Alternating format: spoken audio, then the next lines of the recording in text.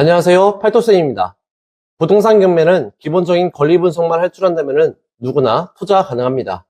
오늘 이 영상을 끝까지 보시기만 하셔도 남녀노소 누구나 투자가 가능하다는 사실을 알게 될 거예요. 영상 더보기 하단에는 누구나 다운받을 수 있는 무료 전자책도 있으니 꼭 다운받아 가시길 바랄게요. 먼저 부동산 경매는 어떤 절차에 의해 매각이 진행되는지부터 알아야 됩니다. 첫 번째, 채권자의 경매 신청입니다. 보통 집을 담보로 제출해둔 채권자, 즉 은행이 법원에 경매를 신청합니다. 대출을 받은 채무자가 수차례에 걸쳐 원금과 이자를 상환하지 못했을 때 채권자는 자신의 채권을 회수하기 위해 법원에 경매를 접수하게 됩니다. 다음으로 법원이 지정하는 감정평가사가 해당 부동산의 가치를 평가하게 되고 감정가를 기준으로 최초 매각 준비를 하게 됩니다. 이후 현황조사관이 부동산을 방문하여 점유 여부 및 화재 등 손상 여부를 확인합니다. 이때 현황조사 보고서에는 누가 점유를 하고 있는지 작성하게 됩니다. 이후 등기상 기입된 채권자 및 임차인에게 권리신고 통지서가 전송됩니다. 이때 임차인이 존재한다면 자신의 보증금을 주장할 수 있는 임대차 계약서와 같은 서류를 법원에 제출하고 법원에서는 이 서류를 근거로 매각물건 명세서를 작성합니다. 앞선 절차가 마무리가 되면 법원은 매각기일을 지정하여 누구나 입찰할 수 있게끔 공고가 나갑니다. 이후 입찰자가 나타나지 않게 되면 일정 비율만큼 저감된 금액에서 다시 매각 기회를 잡게 됩니다.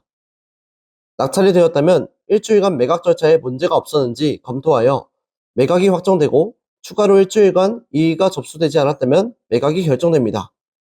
기일 입찰표에 작성된 주소로 대금 납부 기한 통지서가 발송되고 이 기간 안이라면 언제든 잔금 납부가 가능합니다. 보통 사주가 주어지게 되며 이 기간 동안 대출을 검토하게 됩니다. 잔금 납부와 동시에 소유권을 넘겨받게 되는데 여기서 넘어야 할 산이 한 개 더 있습니다. 바로 명도 협상입니다. 대화와 법적인 조치를 통해 협상을 진행하게 되는데 채무자가 원하는 건 이사비입니다. 소유자 및 채무자가 거주하고 있다면 낮은 금액을 부르기 시작하여 적당한 금액에서 합의를 진행하고 만약 임차인이 거주한다면 이사비를 주지 않는 경우도 있습니다. 예시로 자신의 보증금이 전액 배당받았다면 손해보는 것이 없기에 이사비를 주지 않아도 되겠죠. 이후 부동산을 인도받아 내부 상태를 점검하여 간단한 보수를 거쳐 매매 또는 월세 세팅을 통해 부동산 투자의 한 사이클이 마무리됩니다. 앞선 단계에서는 부동산이 매각되는 절차를 보았지만 이번 장에서는 입찰자가 알아야 되는 정보에 대해서 짚어보도록 하겠습니다.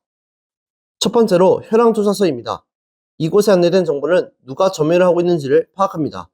보통 소유자 및 채무자 또는 임차인으로 두 가지 케이스로 나뉘게 되는데 추후 명도 협상이 진행될 때 누구와 협상을 진행할지 결정해야 되기 때문에 꼭 기억해둬야 합니다.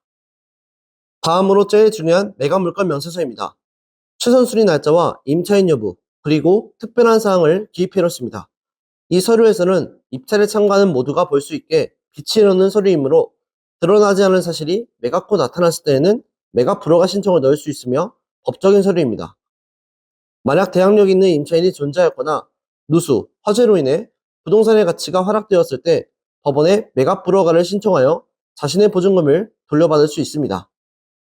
마지막으로 전입세대 열람입니다. 이 서류와 매각물건 명세서를 비교한 뒤 매각물건 명세서가 정확하게 작성되었는지 확인하게 됩니다. 서류 열람이 끝났다면 잔금 납부와 동시에 해당 부동산과 관련된 모든 권리가 말소되는지 확인하는 절차가 실시되는데 이를 권리 분석이라고 합니다. 권리 분석이란 등기상 기입된 권리들의 종류를 나열하여 압류, 가압류, 근저당권, 담보가 등기, 경매 개시 결정, 전세권에 해당된다면 가장 빨리 접수된 등기를 기준으로 이후에 설정된 모든 권리들은 소멸된다는 뜻입니다. 여기까지 완료되었다면 시세를 파악하여 저렴하게 매입이 가능하다면 입찰을 고려하게 됩니다.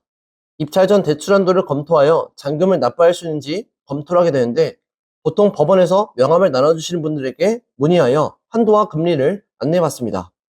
이렇게 대출 한도를 검토받았다면 수익률을 분석하게 되죠. 비용들이 어떤 게 있는지 확인하게 되는데 대표적으로 취득세, 법무사 수수료, 이자, 중도산 수수료, 부동산 수수료, 인테리어 비용이 있습니다. 이후 낙찰이 되었다면 계획된 절차대로 부동산을 인도받아 내부 수리 후 매매 또는 임대를 하여 부동산 경매 투자의 한 사이클이 마무리됩니다. 어떤가요? 부동산 경매 투자의 전체적인 흐름이 눈에 그려지셨나요? 권리 분석은 1번이면 끝나는 물건들이 90% 이상 차지하고 있습니다. 남들이 하지 않는 행동을 해야 부자가 될 수 있고 부동산을 시세보다 싸게 낙찰받아 단기간 내에 수천만 원의 수익을 얻을 수 있다면 충분히 투자할 만한 가치가 있다고 생각합니다. 이 영상을 보고 나서 유익하셨다면 구독과 좋아요, 알림 설정 꼭 눌러주세요.